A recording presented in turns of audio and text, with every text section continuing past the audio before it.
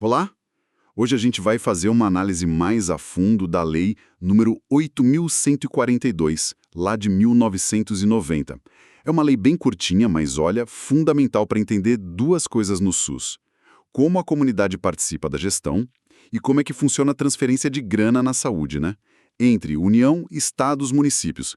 Essencial para quem estuda para concurso e, bom, para todo mundo que usa ou quer entender melhor o SUS. Vamos então direto ao ponto, né, desmembrar os eixos principais dessa lei. Ela tem basicamente duas frentes: participação social e financiamento. Começando pela participação. O artigo 1º fala de duas instâncias colegiadas. O que é isso exatamente? Então, são espaços onde as decisões são tomadas em conjunto, né? A primeira é a Conferência de Saúde. Essa se reúne a cada 4 anos e junta representantes de vários segmentos sociais mesmo. A cada 4 anos? Isso. O papel dela é avaliar a situação da saúde, como é que as coisas estão indo, e propor, assim, as grandes linhas para a política de saúde dos próximos anos. Quem convoca é o executivo, normalmente. Mas, em caráter extraordinário, a própria conferência ou o Conselho de Saúde podem chamar também. Entendi. E a outra instância? A outra é o Conselho de Saúde. Esse já é diferente, é um órgão permanente e, muito importante, deliberativo. Deliberativo, quer dizer que decide mesmo. O estadual municipal. E a composição é interessante, tem gente do governo, dos prestadores de serviço, dos profissionais de saúde e dos usuários do SUS. O conselho ajuda a formular as estratégias, mas também controla a execução da política, sabe? Inclusive a parte financeira, o que é crucial. Claro que as decisões do conselho precisam ser homologadas, tipo, aprovadas oficialmente pelo chefe do poder ali, prefeito, governador ou presidente. Então não é só para dar opinião. Tem um peso real nas decisões e no controle do dinheiro. Isso mesmo. Esse caráter deliberativo faz toda a diferença. E tem um detalhe, lá no parágrafo 4º do artigo 1º, que, nossa, foi um marco, a representação paritária dos usuários. Opa, a famosa paridade. O que isso quer dizer na prática? Por que é tão importante assim? Olha, isso é fascinante. Paridade significa que metade, 50% das vagas nos conselhos e também nas conferências são reservadas para os representantes dos usuários do SUS. Metade. Metade. A outra metade é dividida entre os outros segmentos: governo, trabalhadores da saúde e os prestadores de serviço. Isso dá uma força enorme para a voz do cidadão comum na gestão da saúde, né? Fortalece o tal do controle social. É um pilar da gestão democrática do SUS. E vale lembrar que o CONAS e o CONASENS, que são os órgãos que representam os secretários de saúde dos estados e municípios, também têm cadeira garantida lá no Conselho Nacional de Saúde. Perfeito, acho que a parte da participação ficou clara. Mas e o dinheiro para fazer tudo isso acontecer? Como é que a lei organiza o financiamento? O artigo 2º fala dos recursos do Fundo Nacional de Saúde, o FNS. Para onde vai essa verba? O FNES tem várias finalidades, né? Cobrir despesas de custeio, investimentos do próprio Ministério da Saúde, dos órgãos dele, projetos que estão no orçamento, no plano quinquenal. Mas o ponto que mais impacta estados e municípios está no inciso 4º. Transferir recursos para a cobertura das ações e serviços de saúde que eles vão executar lá na ponta. E o parágrafo único especifica que isso serve tanto para investimento na rede, construir posto, comprar equipamento, quanto para cobrir a assistência mesmo, ambulatorial e hospitalar. E como é que esse dinheiro do inciso 4 chega lá nos municípios e estados? Imagino que o artigo 3º seja central para isso. Exatamente. O artigo 3º é chave.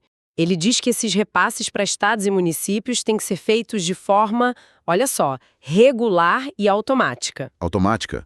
Sem precisar de um monte de convênio, burocracia? Isso. A ideia é agilizar. E tem um ponto crucial no parágrafo 2º. No mínimo, 70% desses recursos do inciso 4º vão direto para os municípios. 70% para a base. Exato. Fortalece muito a gestão municipal, que é onde o serviço acontece, né? O restante vai para os estados, a lei também dá uma força para a cooperação, municípios podem formar consórcios para tocar ações juntos e até remanejar recursos entre si, se for o caso. Faz todo sentido. Descentralizar a gestão e o dinheiro junto. Mas, imagino que não seja só estender a mão e receber a verba, né? Tem condições. O artigo 4º lista isso. Tem sim, com certeza. Não é cheque em branco, como você disse. Para receber esses recursos do FNS de forma automática, o município, o estado ou o DF precisa cumprir algumas exigências. São 6 requisitos básicos. 6. Quais são? Vamos lá. Primeiro, tem que ter um fundo de saúde próprio, para onde o dinheiro vai. Segundo, tem que ter o Conselho de Saúde funcionando direitinho, com aquela composição paritária que a gente falou. Ok, fundo e conselho. Terceiro, apresentar um plano de saúde, um planejamento do que vai ser feito. Quarto, entregar relatórios de gestão periódicos. É a prestação de contas, né? Mostrar como o dinheiro foi usado, os resultados. Transparência. Exato. Quinto, comprovar a contrapartida de recursos no orçamento local. Ou seja, mostrar que o município ou o estado também está colocando dinheiro na saúde. E sexto, ter uma comissão de elaboração do Plano de Carreira, Cargos e Salários, o PCCS.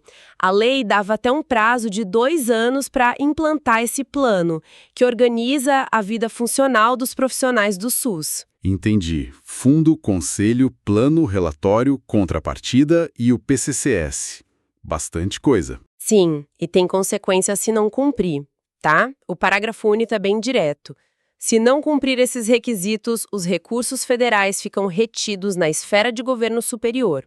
Se o município falhar, o Estado passa a administrar aquela verba. Se o Estado falhar, a União administra diretamente. Certo, então, para a gente fechar, a Lei 8.142, lá de 1990, foi essencial porque ela amarrou 2 pontas.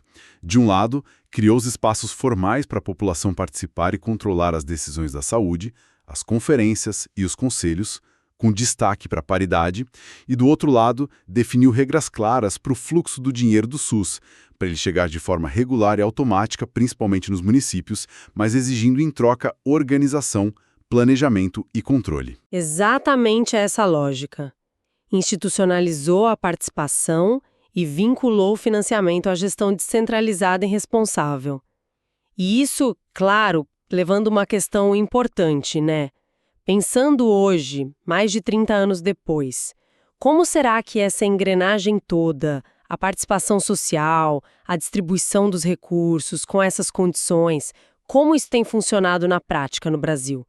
Avaliar a implementação real, os avanços, os desafios que ainda existem, talvez seja um passo natural para aprofundar essa conversa, né?